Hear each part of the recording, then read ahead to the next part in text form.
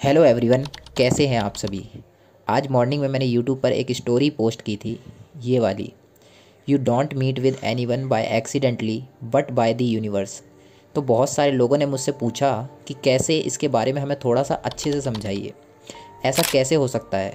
तो जब भी आप किसी से मिलते हैं, किसी भी व्यक्ति से मिलते हैं, तो ऐसा मत समझिए कि हाँ चलो हम यूं ही एक्सीडेंटली मिल रहे हैं। तो ऐसा नहीं होता है। जब भी अगर आप किसी से मिलते हैं या आपको किसी से मिलवाया जाता है, तो आप ना तो उससे खुद मिलते हैं, ना ही वो आपसे मिलता है, बल्कि आपको मिलवाया जाता है, वो भी यूनिवर्स के द्वारा। अब आप मेरी बात को ध्यान से सुनिए और समझने की कोशिश कीजिए। मेरी लाइफ में मैंने अनुभव किया है कि मेरी लाइफ में मतलब इतने समय से, जैसे कि मैं बहुत सारी चीज़ें पढ़ता रहता हूँ, जैसे law of attraction, law of universe and law of vibration, ऐसी बहुत सारी चीज़ें मैं पढ़ते रहता हूँ। तो उसको पढ़ने के बाद मुझे ये बात समझ में आई कि जो भी हमारी लाइफ में घटित हो रहा है वो पहले से ही प्री प्लान्ड है। यानी कि आज जो भी मेरी लाइफ में घटित हो रहा है, जो कुछ भी चल रहा है, वो पहले से ऑलरेडी प्लान्ड है। जो भी पर्सन इस बात को समझ गया ना, मतलब समझ लो उसका लाइफ सेटल है, यानी कि उसकी लाइफ में सक्सेस, सब कुछ होना तय है। तो इस बात को आप समझ जाइए अच्छे से। तो अभी जितने भी लोग आपसे मिल रहे हैं ना, वो सब आपके पुराने कर्मों के अनुसार आपको आज मिल रहे हैं। आपने जो भी पुराने टाइम पर कर्म किए, उसके अनुसार आपको आज लोग मिल रहे हैं। और आपके पिछले कर्मों के अनुसार ही आज आपके माता पिता, आपके दोस्त, आपके रिश्तेदार, आपको सब कुछ जो भी आज आपके सामने है, वो सब कुछ आपको पिछले कर्मों के अनुसार ही मिल रहे हैं। तो आप ये बिल्कुल ना समझे कि आपने, मान लीजिए आपने किसी से शादी नहीं की या आपने किसी से शादी की, तो आप ये ना समझें कि वो आपकी पसंद की शादी है। कभी आप ये सोचें कि वो मेरी पसंद की लड़की है, मैंने अपनी पसंद की लड़की से शादी की, तो ऐसा नहीं होता है। बल्कि आपने जिस व्यक्ति को पसंद किया, वो आपने नहीं बल्कि आपको करवाया गया है ऐसा। और कई बार लोग कहते हैं कि मैंने तो 10 लड़कियां रिजेक्ट कर दी, तो या मैंने 10 लड़कियां कैंसिल कर दी। तो ऐसा नहीं है, बल्कि वो इसीलिए हुआ क्योंकि आपको यूनिवर्स को आपसे मिलवाना था उस पर्सन को जो कि राइट आपके लिए बनाया गया है। यानी कि जो कि आपके कर्मों के अकॉर्डिंग आपके लिए बनाया गया है पर्सन, वो आपको मिलना था, इसीलिए आपने उन 10 लोगों को मना किया। कई बार लड़के भी बोलते हैं कि हमने, लड़कियां ऐसा सोचती हैं कि हमने तो 50 लड़के रिजेक्ट कर दिए। तो ऐसा बिल्कुल नहीं है। जब तक वो सही योग नहीं बनेगा, जिसमें कि यूनिवर्स और वो जो व्यक्ति जो आपके लिए है, दोनों आपस में नहीं मिल जाते, तब तक आप उस हर एक पर्सन को रिजेक्ट करेंगे। यानी कि जो आपके लिए नहीं है, आप तक जब तक वो पर्सन नहीं पहुंचेगा, तब तक आप हर एक व्यक्ति को रिजेक्ट करेंगे। और ये होगा कब? ये उसी समय होगा जब राइट टाइम होगा। अभी जो आपको लोग मिल रहे हैं, उनमें से कई आपको नुकसान पहुंचाएंगे, कई आपको उनमें से बहुत फ़ायदा पहुंचाएंगे।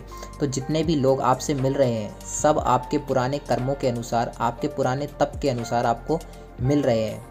यानी कि बिना कर्मों के कुछ नहीं होने वाला है। आत्मा ने सिर्फ कपड़े बदले हैं, परंतु आत्मा तो कई वर्षों से वैसे ही चली आ रही है, और ये इसी तरीके से अपने कर्मों के अकॉर्डिंग लोगों से मिलती चली जा रही है। तो ये बिल्कुल ना समझे कि आपने किसी को रिजेक्ट किया या किसी ने आपको रिजेक्ट किया, बल्कि वो इसीलिए हुआ है क्योंकि वो जब तक वो योग नहीं बनेगा, तब तक वो राइट पर्सन जब तक आप तक नहीं पहुंचेगा, तब तक ऐसा ही होने वाला है। तो जब आपने अपने माता पिता का चुनाव किया होगा, तो भगवान ने आपको 2 ही ऑप्शन दिए थे, ये तुम्हारे माता हैं और ये तुम्हारे पिता हैं।